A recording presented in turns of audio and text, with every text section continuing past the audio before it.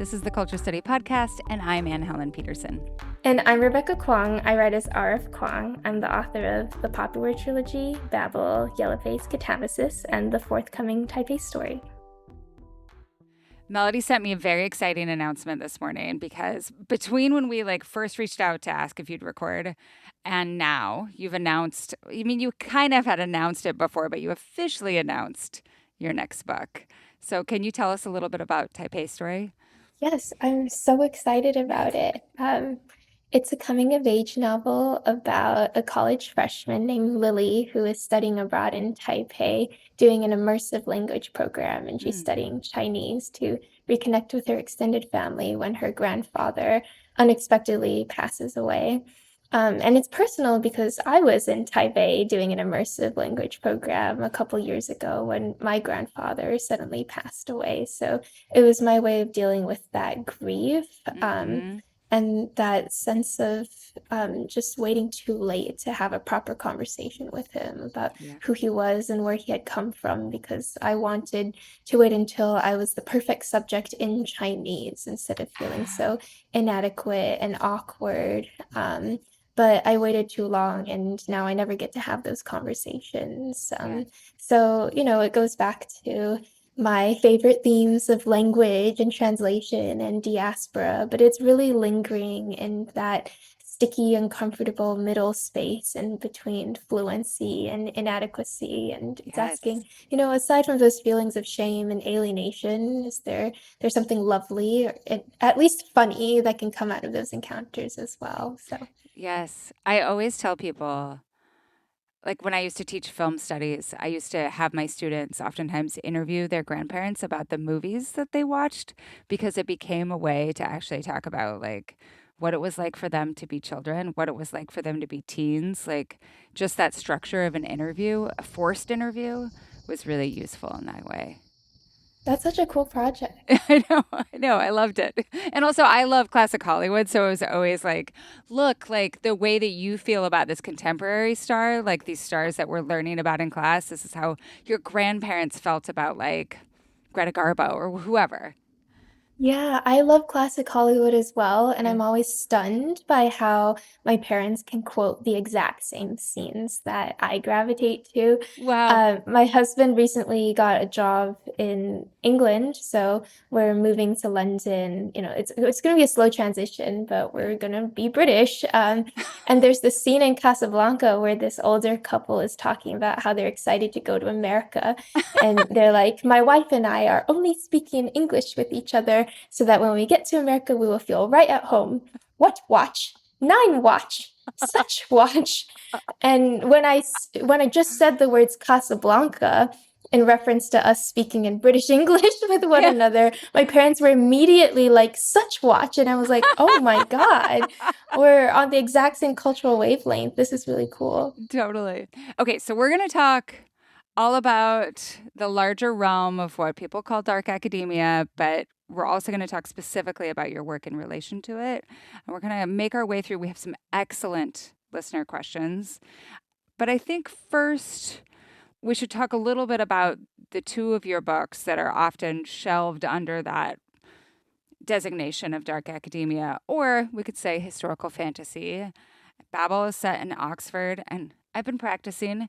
Catabasis is at Cambridge. In my head, I always pronounced it Catabasis, like Calabasas or something horrible, but Melody has been coaching me. Catabasis. So when people meet you and they're like, "Oh, you write books. What are they about?" How do you describe what these books are about to people in the elevator pitch version of it? Oh gosh, I actually have a really hard time answering the question, what are your books about? I Because know, right? I try so hard to completely reinvent myself in between genres and Yep. projects. So I think some people are still shocked that the same person wrote Yellowface. I think they don't belong anywhere near each other in a bookstore. So I always blank on this question, but I do think I do think Babel and Catabasis form a nice little duology, because they are both speaking to basically everything that is broken about higher education and colleges and universities. And the way I think about it is Babel does the big bird's eye view socio-historical critique that's really looking Yeah. at the long history of universities and their complicity, and not just complicity, but active participation in systems of colonialism and slavery and imperialism. So it crosses continents, it has a wide cast of characters, and it's really making this structural argument about the capitalist and imperialist foundations of the universities that we still idealize. Yeah. And on the flip side, catabasis is an interpersonal critique. So rather than a cast of dozens of characters, it's really a triangle between Alice and Peter and Professor Grimes, and it's looking at the dynamics, like romantic and otherwise, that form between rival Yes. students and their teachers. Yep. So it is like a really zoomed in psychological portrait of just what being in that pressure cooker environment does to you, how it draws out the worst in people, but also creates opportunities for friendship and more Hmm. than that. So yeah, one is zoomed out and one is zoomed in, but they're all about how doing a PhD is one of the worst decisions you can make. I had the pleasure of being able to read them like right after one another and really like see how they build on one another in a duology sense. Like obviously no carryover in terms of characters, but to me, Catabasis really hit me where it hurt in terms of like touch the sensitive parts, like all of the bruised parts in terms of like so much of like the emotional investment in academia. And both of them though are so effective in like bewitching you and then also turning things on their side. Like you get drawn into like the systems so much like the rest of academia. Um, we're going to talk about this so much more. So I would love though, before we even start, a lot of the questions that we got or that we received were before we like specifically said that you are going to be our guest for this episode on dark academia.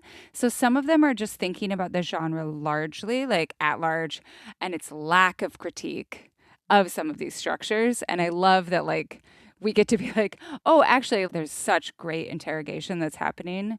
But before we get to that, do you think of yourself as someone like, does that feel like a genre home, or do you feel more like outside of that? Um, I'm like agnostic about genre. I'm happy for other people to classify my Mm, books however they want if yeah, it brings in an audience that otherwise wouldn't have been interested. yeah, So I don't mind either way when people call my books dark academia, but I don't think of it as a home, and I certainly don't build a literary identity around it, in yeah. part because I'm sort of confused what dark academia even is. I have a lot of working definitions, and we can Yep. talk through them, and I think some are more useful than others, and some are more charitable than others. Right. But Agreed. otherwise, I think the overlap here is that I so far I have tended to write about students in institutions where they don't belong. I write about outsiders navigating power structures where they are at severe disadvantages. And because I think I'm a curious person who likes jumping down rabbit holes, I end up writing characters who are very passionate about knowledge and research and discovery. And I think these are all traits of a dark academia book. So I'm happy to share that Yeah. category. Yeah. As for the term with capitals, I think that's very fraught, and we can Right. I know. dive It's like into much it. more born of TikTok than of like what is actually happening in the book.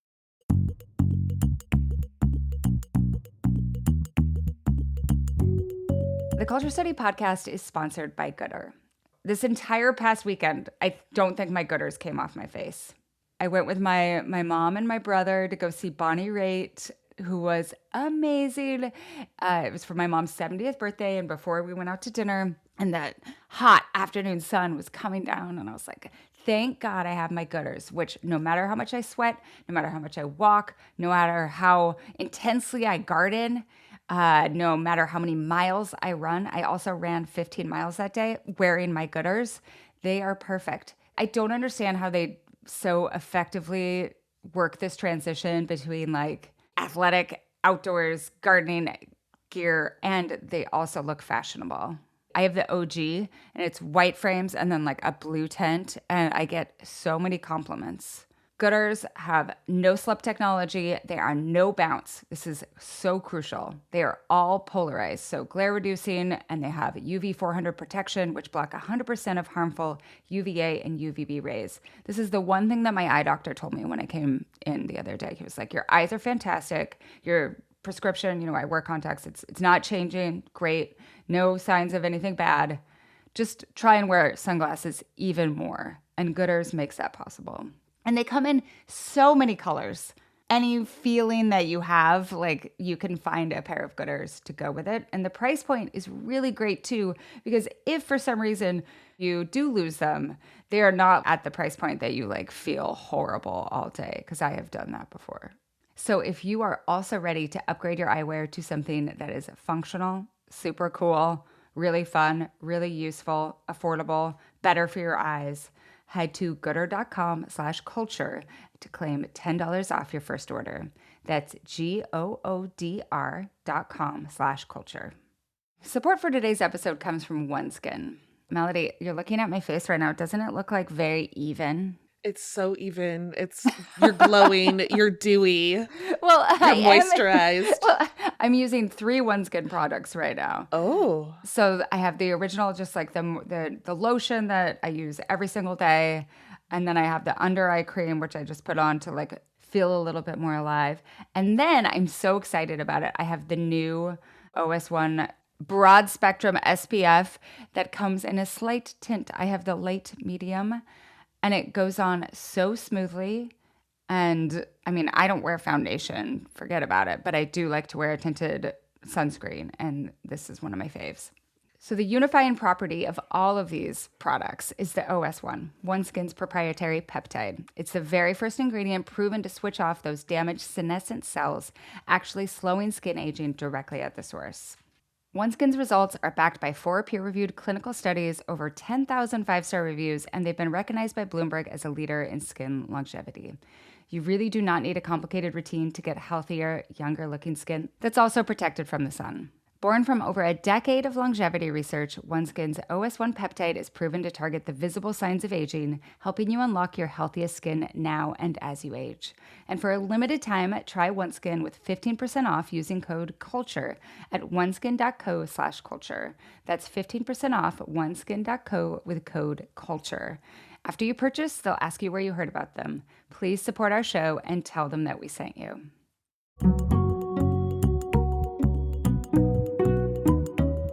So let's start with our first question. It comes from Marie. I have a question about dark academia, and the question is, why now? Is it just a pandemic when students couldn't be on campus, so the fantasy of studying in libraries while wearing sophisticated outfits was ever more tempting? I feel like there must be more to it, and it is certainly related to how classist the whole aesthetics is. It is also probably related to TikTok, which made the secret history hit again. I would just generally love to hear your thoughts as to why this particular trend emerged and keeps persisting at this particular moment in time. This is super interesting to me because I do think like oftentimes we fetishize current things from our past when those things or those institutions are under threat. So how do you think about it? Oh, that's an interesting theory. My gut instinct was just to deny the premise. I don't think that an interest in dark academia is anything new. I mean, as the person who asked the question mentioned, the secret history has been out for at least 2 decades now, and it was very popular when it first came out. And I think a more capacious or sister genre under which either a sister genre or the genre that encompasses dark academia, I think campus novels, those have been Yes. popular like for the whole past century. I do think there's also a bit of a Harry Potter effect. Yep. I think Harry Potter made the idea of the boarding school and the specific social structure of the boarding school, where you're in an isolated environment, everybody speaks in twee English accents, you're away from home, and the entire social structure is or the pecking order is restricted to like who's in what house and literally how many points do you get and who's cool and popular and rich and who has a scar on their forehead. I think, that is so embedded in cultural memory. Like fan fiction based on Harry Potter is still very popular and becoming bestsellers now. So I think that has fed some of the craving for any fantasy milieu that has that very regimented um, social structure. So I think, like, as a literary genre, it's always been popular, and I think will remain popular. As long as we're interested in teenagers being nasty to each other. Well, and also like the moral legibility of a text like Harry Potter, of like, okay, you're actually sorted into houses, right? You have Yeah. this like very clear understanding of like who you are, what you're good at, what your fate is almost. And then also like a very clear, like a not very subtle delineation between good and evil. And I think that the successful dark academia or campus novels interrogate that idea. Yeah, I think you're right. But I do think like this idea, there's also, whether it's the aesthetic that's popular, like as like a teens adopting aesthetics, like we're gonna dress essentially like we're on Gossip Girl. Like it's just like, trends cycling through, like, Clueless, like I don't know, Heathers, like from the 80s. Like there've always been these moments where people are like, what if I dress like a rich person? What does that look like? Yeah, I mean, personally just extremely offline, so I'm super duper the wrong person to ask about like when did the dark academia TikTok aesthetic take off Yeah. and what Yeah. that encompasses and why. When I was touring for Babbel, I was getting a lot of secondhand accounts of it and Yeah. obviously seeing some of this content because I was being tagged in it, and I was largely just confused because I love it. like I personally I really don't like that fashion style. At Oxford, it's called subfusk. I don't know what that stands for. The sort of black skirt and leather black pumps Mm-hmm. and white shirt and the black ribbon bow. I mean, that is the uniform that we had to wear For for debate. matriculation. Oh, Well, for for debate, I yes, was just but thinking of for debate. matriculation, and to take our exams. And I don't know if you've ever taken an exam in tights, but I had to poop the whole like I felt like I had to poop the whole time because my tights were so tight, and I was like, it's like actually criminal that I'm sitting here for 3 hours in this deeply uncomfortable skirt. So Oh. that's like how I feel about subfusk, but I guess everybody else thinks it's really cute or whatever. It does remind me of this like professionalization, right? Like as a costume almost that you put on, that you immediately like that you take off. And in Babel, like the robes become this really fascinating like way that gender can disappear but race can't, because for the robes you can hide some of like the way that your body looks, and you can cut your hair and you can fit in, or somewhat you can fit in regardless of gender, but the race remains a tell. So Babel's funny on gender in that Yeah. it was my first time writing a fairly misogynistic main character. Uh-huh. It was also the first time I wrote from the perspective of a protagonist who was not a woman. Yeah. I really wanted to try out the subject position of a young man Hmm. from China in England in the 1830s, and Robin is just kind of sexist because he doesn't know any better. He has Yeah. not grown up around any women. All the women that he's encountered are in very servile roles. Yeah. He doesn't know any women scholars. Like he's like I mean he's got his own issues around sexuality, but he's just like he doesn't know what women are. And when he finally meets Letty and Victoire at orientation, he's like sort of bamboozled by them. And then he and Rummy, like they very much do go on to form their little boys club, Mhm. where they're just totally blind to what the girls are going through. And there's a point in the book where the girls explain, like, we can't even check books out of the library without a man being there to vouch for us and guarantee that, like, we won't steal all these texts. It's very hard for us to move around this institution.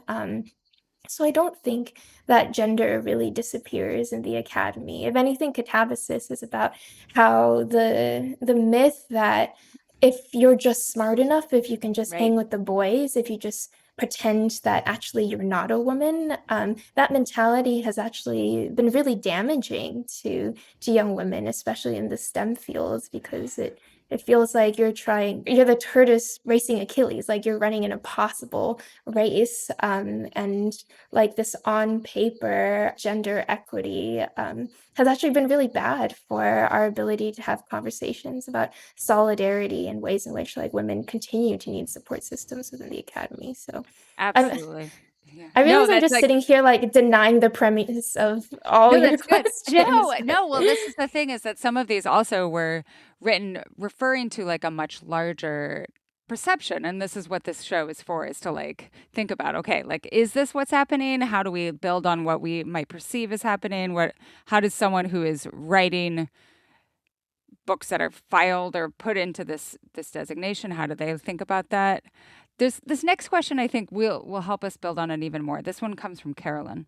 I think it's interesting that all the Pinterest boards show us old libraries with heavy leather-bound books, while students now actually work on their iPads in actual libraries that are soulless glass and steel buildings. So, in my opinion, there is a desire for materiality in these Pinterest boards, like the smell of coffee, the touch of wool sweaters, the paper obsession. So my question is, what does it say about the reality gap between uni today? Congrats to acing all your exams. Here are exactly no jobs, and you will never need the study methods you have acquired so hard in any other circumstances, because all you ever use is Microsoft Teams. And the idea of what academia is like and what rewards it holds for, of course, all the clever, diligent girlies. Why are we romanticizing certain aspects of academia while real academia is like actually dark in the sense that only psychopaths, workaholics, and people with a rich parent backup are able to survive it? I'll just say that there are a lot of ex-academics or people who have complicated relationships with academia in our audience. So there might be some of this coming through. But this fascination with the materiality, and like, I know I've read some of your interviews where you talk about like the fantasy of like just being a brain, essentially. Yeah. Like what that would be like, right? And I think there's the materiality of like coffee or wool sweaters, but there's also like this fantasy of like just being a brain who doesn't have to deal with digital technology, who doesn't have to think about these like podcasts or like social media, all of these things. What would that look like? And is it the 1830s? Not really, but how, where does this lead you, I guess? Oh my gosh, there's so much to unpack here. I think that was a very good question. And I think it's actually two questions in one Frankenstein suit. One is about the materiality aspect, which I have a 100%. lot of thoughts on, and the other is just the classic question about dark academia and elitism and privilege. But on the materiality issue, I find this so fascinating because I think my time in between being an undergrad and now nearing the end of the PhD was exactly that transition period when Mm, people were moving away from blue books and away from physically being in the stacks towards this sort of totally digital form of scholarship. And a conversation I was having with some friends recently was when's the last time you physically went into the stacks to look up a text that you needed for a research project? Because when I was an undergrad, I basically lived in the stacks. Every time Same. I needed a text, I would get the call number. I was well trained in how to navigate the stacks and find things according to the call number. And I wasn't special. Every other undergrad was able to do this. And I ended up enjoying a lot of what one of my professors called horizontal serendipity, where you find not just the book that you're looking for, but all the books that you weren't looking for, everything clustered around the same subject matter, or even things on totally irrelevant subject matters, but you just happen to stumble into because you confused an M for an N. I found like So many so much. No, I always walked out with like far more text than I thought I needed. And that was just part of doing research for me, sitting down, like it was largely off the screen, right? I was Yes. there with a notebook, taking reading notes and writing down citations. And I do like Asian literature. So there was also a lot of like scratched out translations and flipping through dictionaries. And it was so tactile.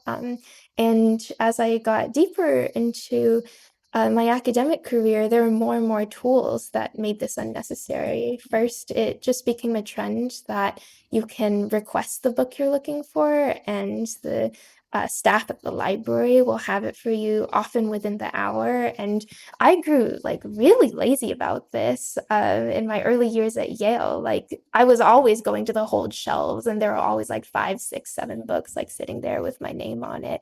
And I mean, that just saves like hours of your time, right? But it also means that you don't know what the belly of the stacks looks like. You're not Yep. discovering books by chance anymore. And I think we also grew more reliant on online research encyclopedias and dictionaries. And in important ways, like this is good for scholarship. It exposes you to a larger range of material. It helps you do your research faster. It helps you to be more thorough. I don't think anybody would argue that it was easier back then to be a researcher than it is No. now. But you're also missing out on those, special connections when you are off the screen.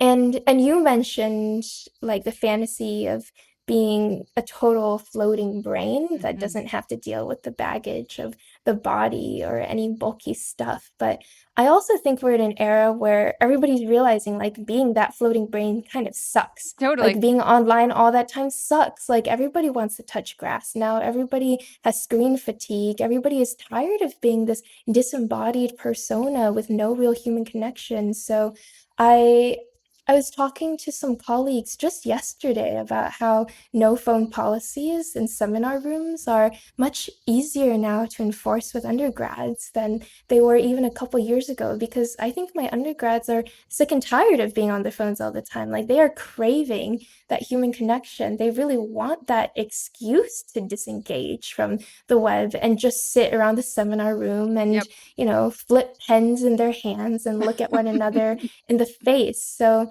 I think some of the romanticization of that earlier like material tactile period is not necessarily a fetish for a bad thing. Like it's good to be embodied. It's good to wander in the stacks. It's good to slowly flip through a library and discover things you didn't know you were looking for. I think about this all the time.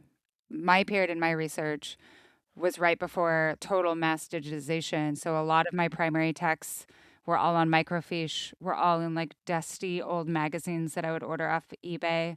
Like my research was so much stronger because of the random things that I found around flipping through those pages, right? Looking at the ad next to the piece, like looking at even like some of the magazines, were owned by teens who like bought a movie magazine in the 1940s. Like what little marginalia did they put in there? That gives you so much sense of reception. Oh And my gosh, and finding somebody else's handwriting in a book that yes, you're consulting and thinking about somebody else's research project. yes. I mean, I want to talk about AS by its possession, but it's something I'd We could talk love about to it do. forever. I I I just mean, made at some Melody point, read it. I made her read it. I was like, Melody, I've read this book 5 times. You should go read it. And Melody, did you like it? The whole time I was reading it, I was like, I may not be smart enough for this. And then when I finished it, I was like, well, I can understand that that was like a feat. And then it was like the next day that I was like, that was amazing. Like it just had to kind of like settle in.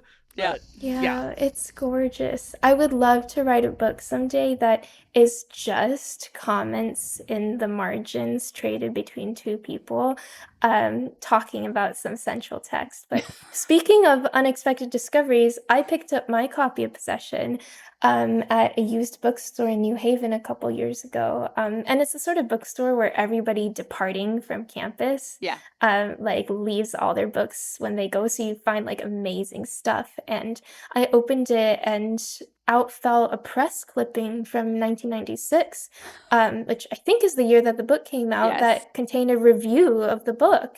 So I think that was it is a first edition, and somebody cared enough to include the review, and I was like, oh my God. So It's that's one of my lovely. Well, treasured and that's what's possessions. lost. And I think about this too with a lot of tension that I think undergrads, people of all ages are feeling with AI use and how to like what governors can I put on the ability to do as more like to completely optimize the amount of work, the amount of research that I can incorporate? Like, because I think what we're realizing too is that sometimes researching more, reading more, having access to everything does not necessarily produce better research or better thinking. It produces more of it, more writing, but is that better writing? Is like what are the standards in academia become? I think like as we've accelerated what you can theoretically produce as an academic, we've also accelerated what you must as an academic produce. Yeah, I mean, don't get me started on the AI in the classroom conversation. It is such a headache. I know, right?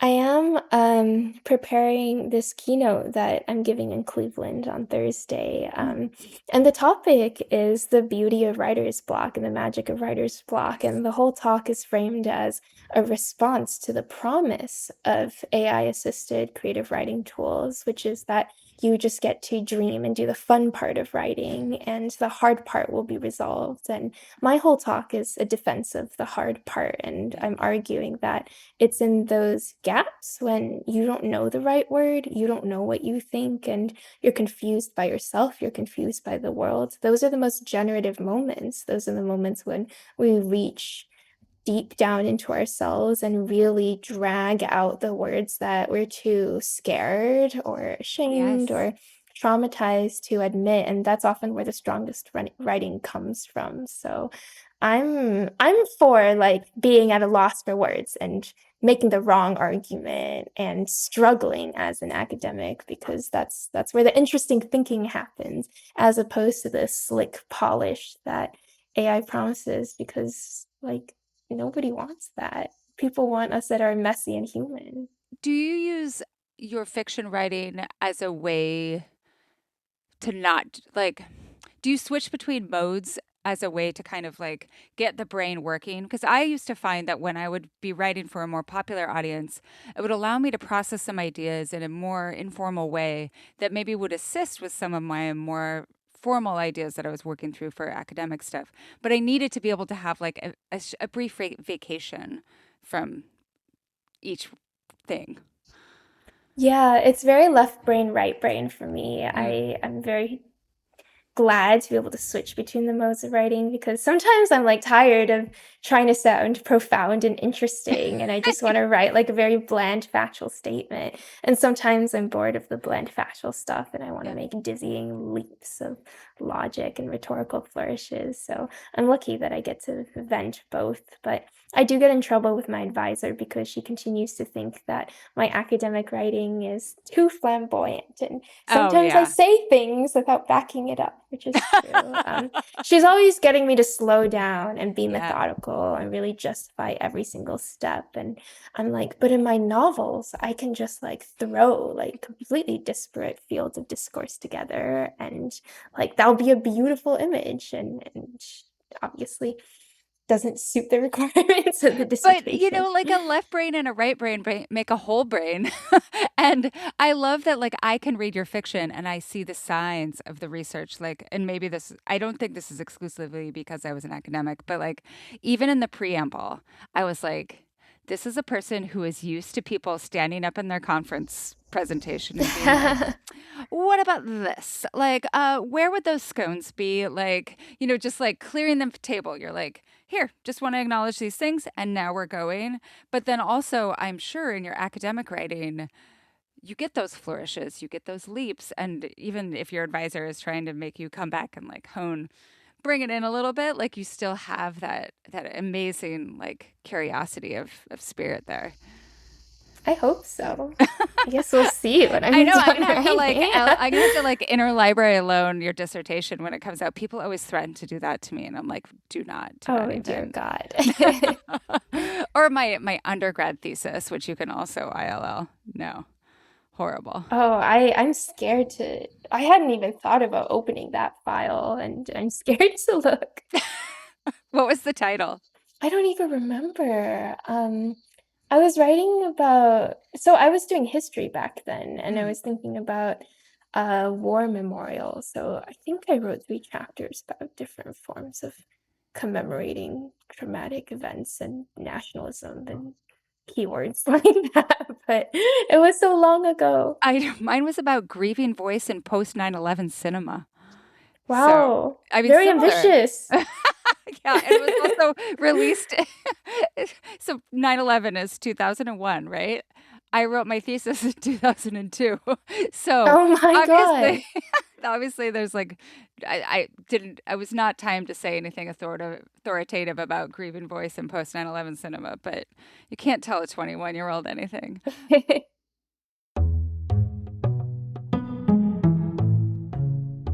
The Culture Study Podcast is sponsored by Jones Road Beauty.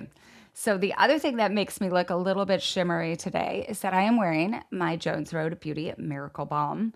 It is this perfect size. It's like the size of a compact. You open it up, you just like put your fingers in, warm it up a little bit, and then you can wear it anywhere that you want a little bit of color, just like a little natural color. So I put it on my cheeks, and it gives me exactly the like cool girl, effortless, natural look that I'm looking for, aka sort of like you're wearing, like that you're put together, but that you don't actually spend a lot of time on your makeup. Jones Road also just launched a foundation stick for those days when you feel like, okay, I just want a little bit more coverage. I just want things to look a little bit more smooth, but I don't want to go back to like a full complicated makeup routine. And also, who has time for that? The foundation stick is available in 30 shades to match a wide variety of skin tones, and it's dermatologist tested and packed with skin-loving ingredients like ceramides, squalane, and sodium hyaluronate to nourish while you wear it. Jones Road is modern-day makeup that's clean, strategic, and multifunctional for effortless routines. For a limited time, our listeners are getting a free gift on their first purchase when they use code CULTURE at checkout. Just head to Jones Road Beauty and use code CULTURE at checkout. After you purchase, they're going to ask you where you heard about them. Please support our show and tell them that we sent you. Today's episode is sponsored by Article. Melody, in the Ask It Anything segment, we talk a little bit about your giant stacks of books that are threatening to overtake your entire workspace. Uh-huh. And this is not just a tee up. Like, you actually have been looking at bookshelves at Article. I have, yeah. I particularly have my eye on the Krossa, Krossa. It's only 2 shelves, well, plus a top shelf, so I could like put my plants on top of it. Oh, and then yeah. a couple of shelves. Yeah, only yeah. 36 inches across. I have the perfect little nook for it. Mm-hmm. So I am very seriously considering getting it. I have an Article bookshelf. I've had it for 6 years. It's the Caliper, and it's perfect for something that we describe in the Ask Ann Anything segment, which is like taking hardback books and stacking them beautifully near and by one another in like an artful way, just treating books as a piece of art. When I got that Caliper bookshelf, this is just a testament to Article's customer service. So sometimes, especially getting stuff onto the island, it's just kind of a rough journey. And one of the white shelves came and it had this little ding in the corner. And I messaged article, and immediately they sent a replacement. No questions asked, no complication, just like total replacement. And they took away the one that was dinged, so I wasn't responsible for disposing of it. And we should say this was before you were a well-known podcast host receiving Yes. sponsorship from. Yes. This is when you were a normal person. This is when I was a normal person just buying my article stuff in 2020. So take that as endorsement. They have fast, affordable shipping and assembly. They have support, as we've talked about, when you need it. It's super straightforward. They're really great. And they also have a 30-day satisfaction guarantee. So you can shop with confidence, knowing that if you're not completely in love with your new furniture, you can easily return it. So if you're in the market for a beautiful new bookcase in any number of different sizes and forms and styles, head over to article.com.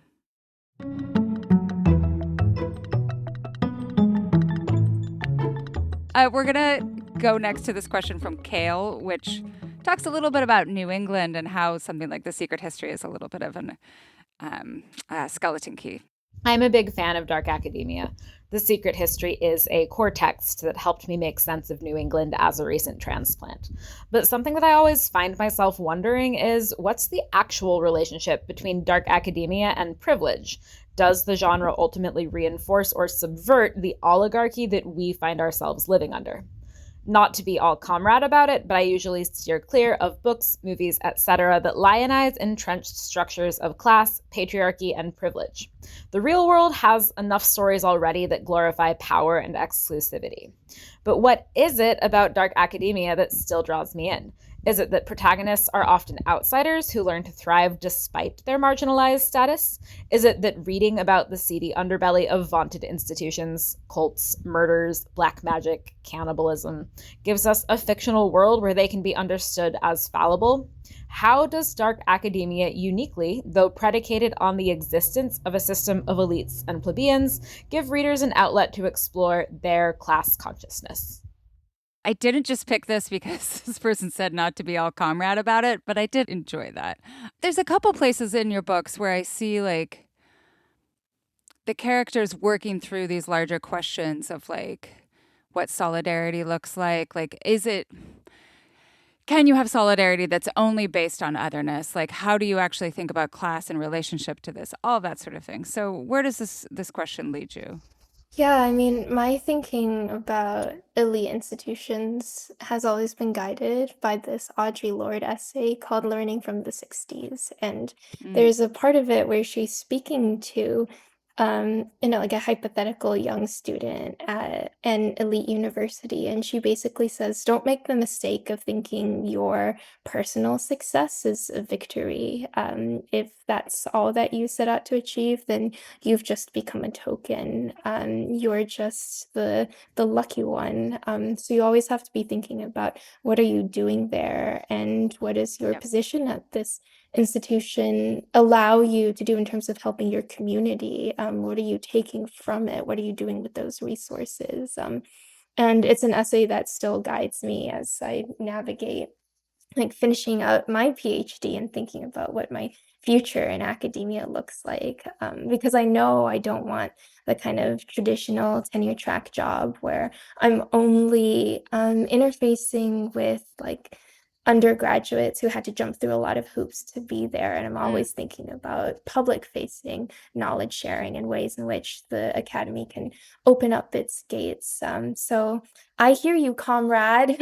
And I'm really glad you asked this question. But to answer the question more directly, I think the appeal of at least some texts in this genre is precisely that they're told from the perspective of outsiders, people who really don't belong in this world. I mean, if you look at the seminal text of this still undefined genre, we're still not working without any real definition.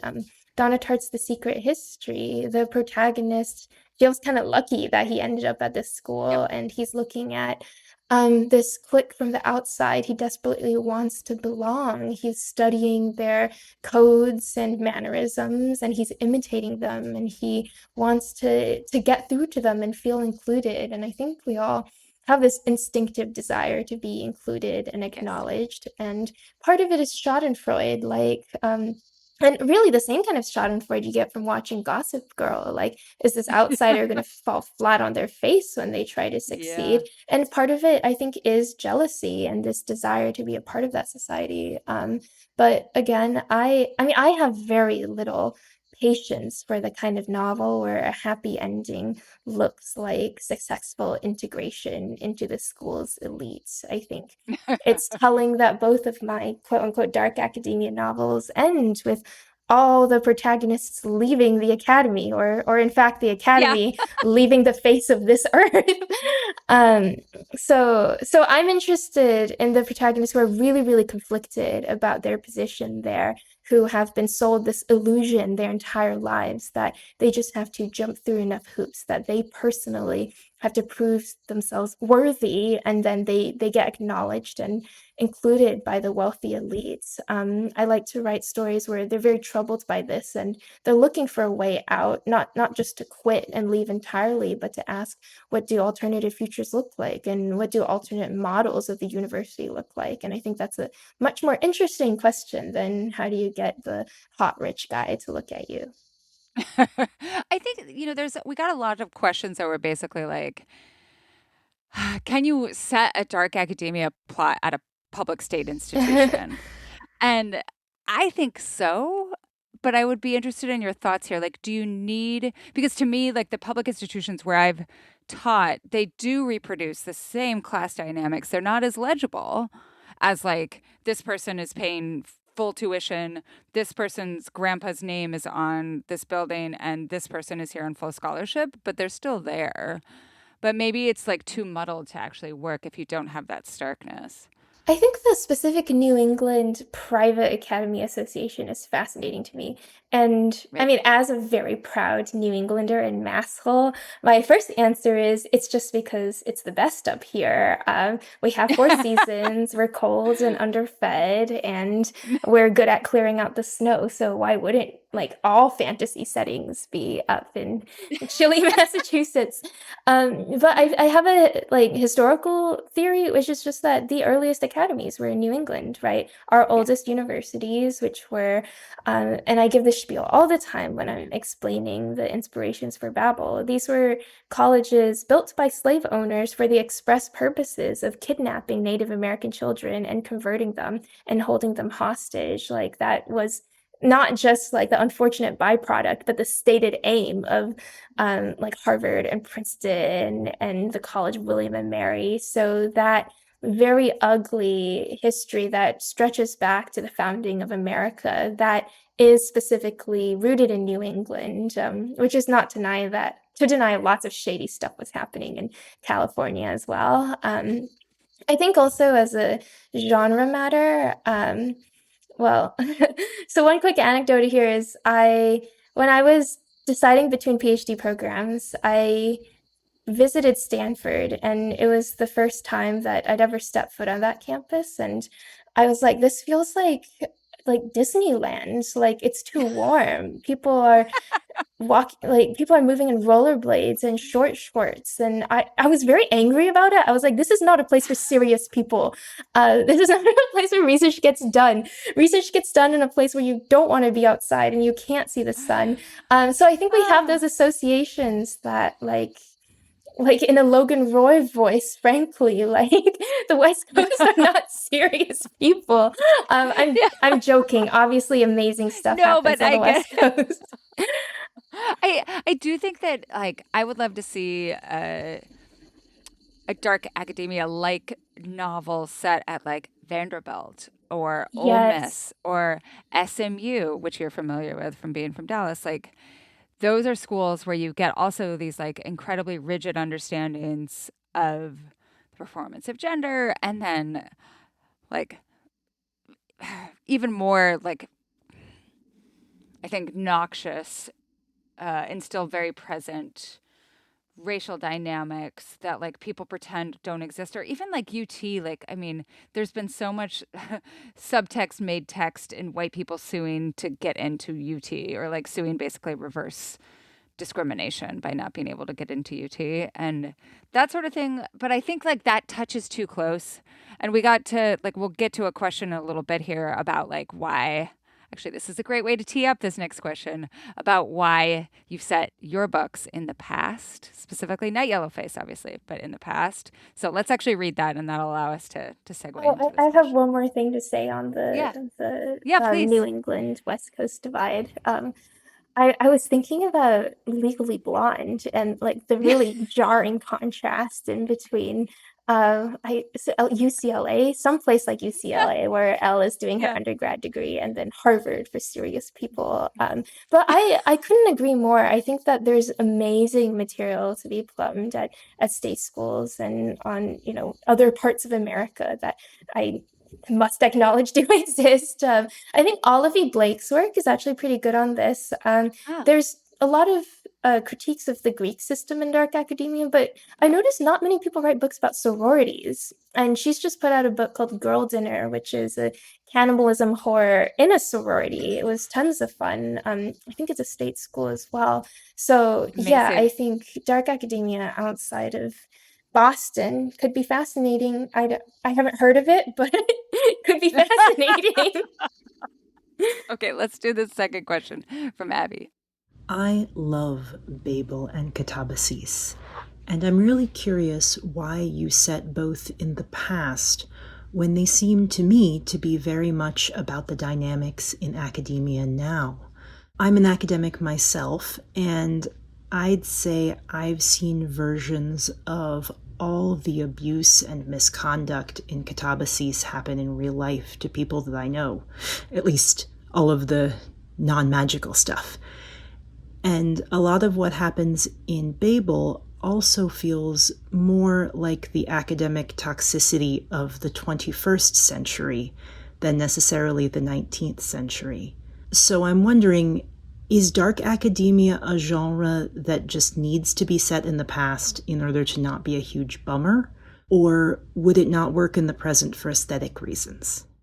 Oh, I can't wait for your thoughts on this. You can also disagree with the premise of the question. We've established that. So, So I really got in trouble with my editor when I said I really wanted to write a book set in the 80s because I love period pieces. And he was like, shut up. So I'm always reminding myself that the 80s is not distant history for everybody. In fact, that's just when they grew up.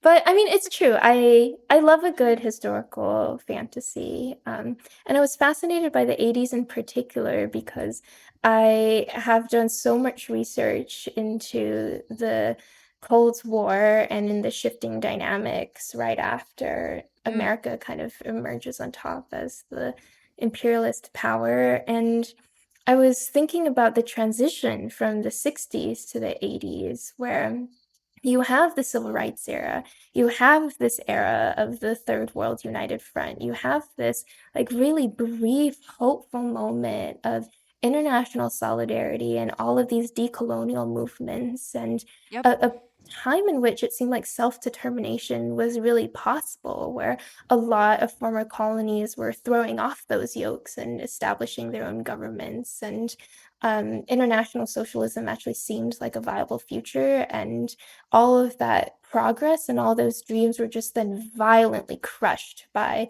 the Cold War and the transition into the Reagan era and the rise of mhm, neoliberalism in American culture, where everyone really buys into this pull yourself up by your bootstraps. You are the sole author of your future. You can't blame any structural forces. You can't blame discrimination. If you fail, it's not because you're a woman or a minority, it's because you just weren't good enough. And I wanted to mm, see how that shift happened and how it was reflected in a young woman navigating the academy. So that's why I said catabasis in 1985.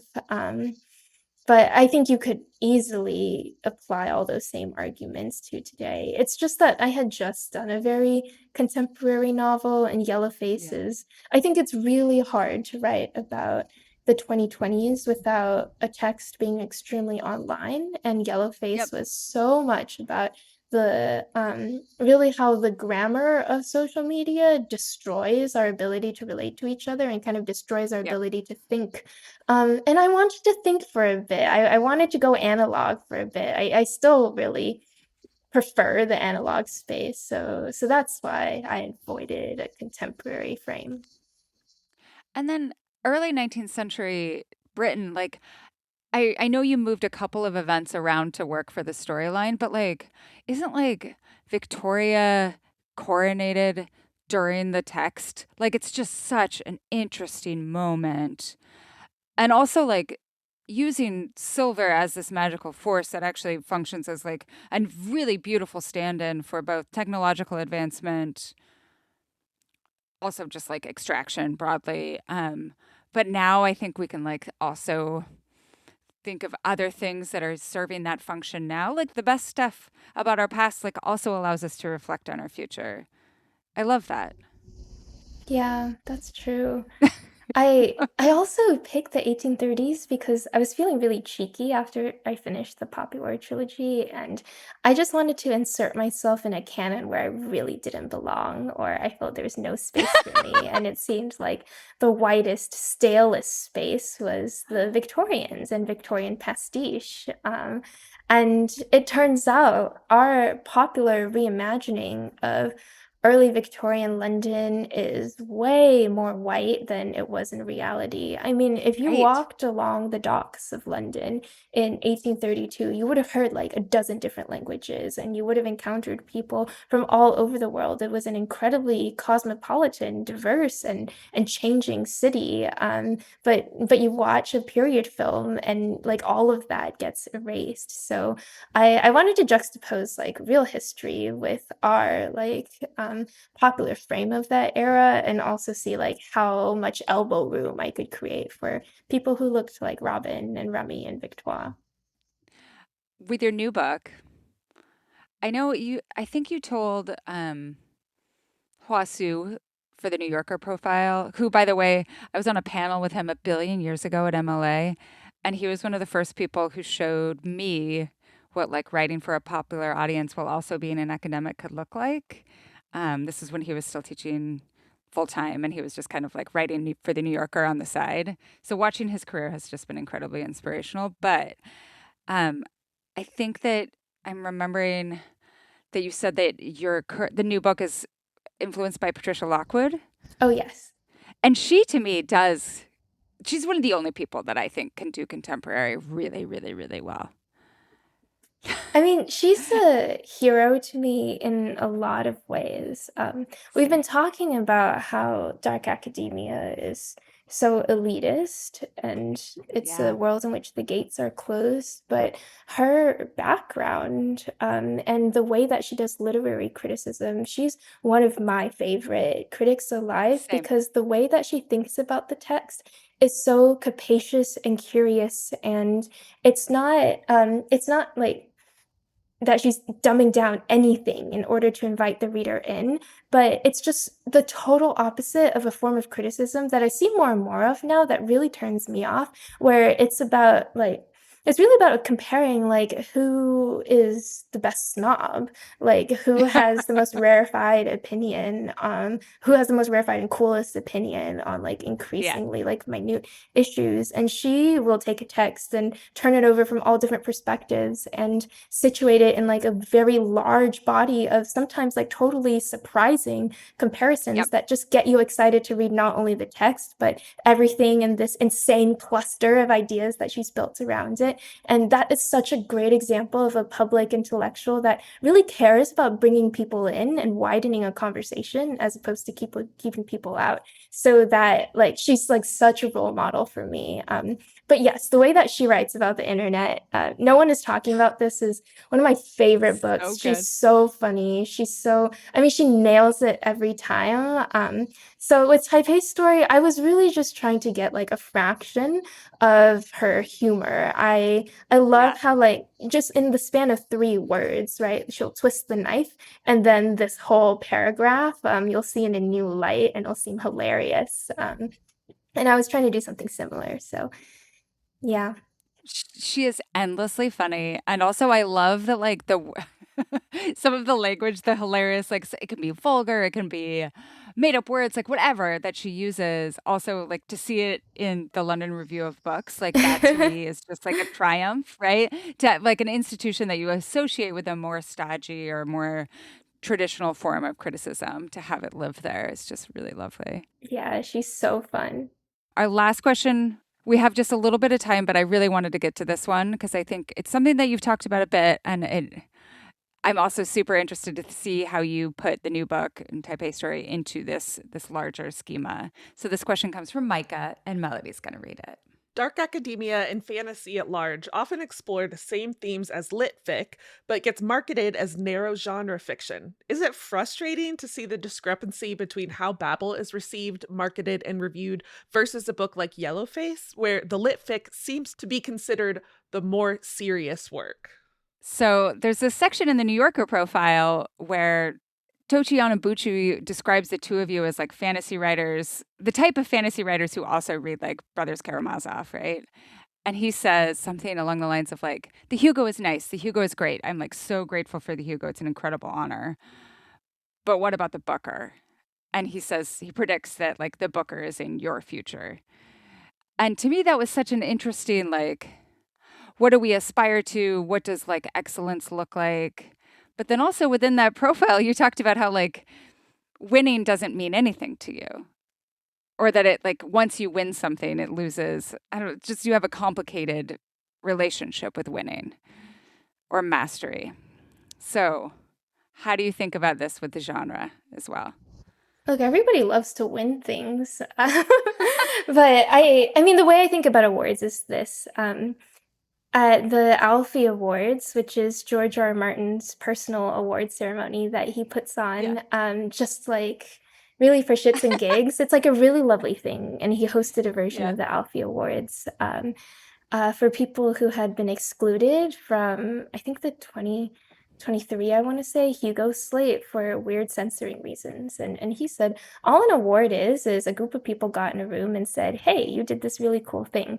And that's how I think about awards. You know, it is like, it's absolutely no statement on books' relative quality or worth to one another. It's just a bunch of people saying, hey, you did a cool thing. So, you know, I don't win them, I lose them. I don't really mind. But as to like the lit fic, fantasy categories, I'm again a genre agnostic. I'll take whatever label will get somebody interested in a text. And I've seen this cut both ways. I think, yes, people do still take fantasy less seriously, though I think that is changing. There's also this really weird contradiction where when Kazuo Ishiguro writes what is clearly fantasy and science fiction, that's literary fiction. Jorge Luis Borges, Cormac McCarthy, Gabriel Garcia Marquez, like they're all doing the exact same stuff that like Susanna Clarke is doing, right? And one of them is writing fantasy and one of them is writing literary fiction. And some of that I think has to do with actually quite deliberate marketing decisions made by publishers, what imprint you're at, what target audience they're appealing to. And I'm not going to get into weeds with book design. Oh my gosh. Yeah. Like huge. Right. Huge. I mean, really, literally, what imprint are you published by?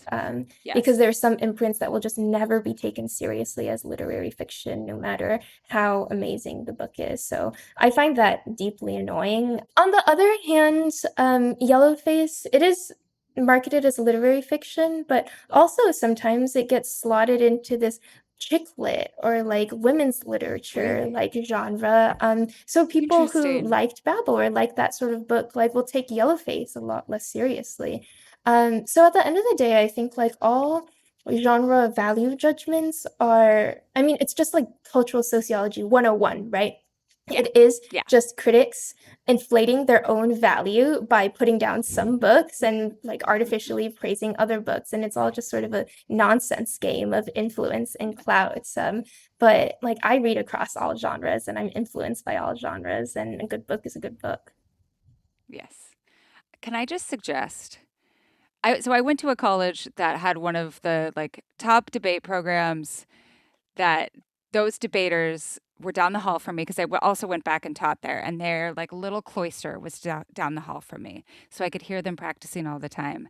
And this was a small liberal arts college. So like you knew everyone in your class, but no one knew the debaters because the debaters spent all of their time together. They had all of their drama together. You could recognize them on campus because they were always carrying their little like I don't know, like suitcase rollies that had all of their research. They dressed the same. They traveled all the time. Like, what about a dark academia or an academic novel about debate? Have you thought about this? I would love to write a campus novel about debaters. Yeah. It is like one of my back burner projects because that was such a crazy and fun and strange experience to have.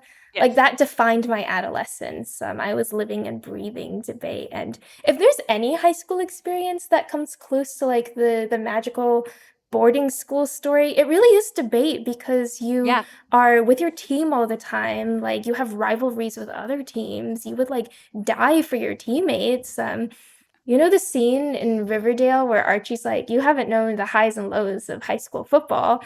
Uh, You're like, no, but debate. most people have Yes. not known the highs and lows of high school debate. When I was Yeah. writing The Poppy War, there is a scene early on where there's this martial arts tournament that's part of their first year exams. And those big feelings around the tournament when people are cheering for one person or another, or when people get like knocked down in the ring, like all of that is just projected from emotions I had during debate. It was like the single most defining experience of my life. I still keep Yes. up with former debaters and I still have debate nightmares, but I think it's very rare. There's not a lot of opportunities if you're not very athletic to be like fighting for your life every weekend. And to have the chance to be the best at something in the country. So yeah, such a strange and sort of inexplicable world, but I think that would make for a really funny campus novel.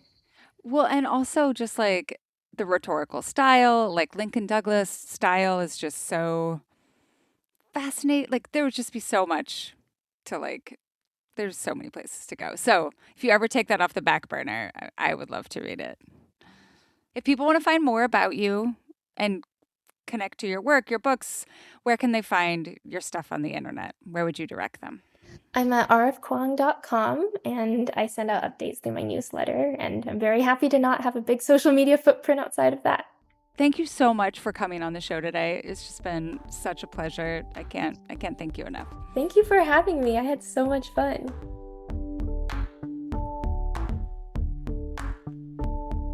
Thanks for listening to the Culture Study Podcast. Today, paid subscribers got a bonus conversation, very detailed, between Melody and me about how we think about our book collections, what we buy, what we loan out, what we borrow. If you want to support the show and be sure to always get that bonus content, head to patreon.com/culturestudy. It's just $5 a month or $50 a year, and you'll get ad-free episodes, that exclusive weekly advice time segment, and a weekly discussion thread for each episode. Also, be sure to follow the show wherever you get your podcasts. We have so many great episodes in the works, and I promise you don't want to miss any of them. So if you want to suggest a topic, ask a question about the culture that surrounds you, or submit a question for our subscriber-only advice time segment, go to our Google form at tinyurl.com/culturestudypod or check the show notes for a link. The Culture Study Podcast is produced by me, Anne Helen Peterson, and Melody Rowell. Our music is by Poddington Bear. You can find me on Instagram at Anne Helen Peterson, Melody at Melodious47, and the show at Culture Study Pod.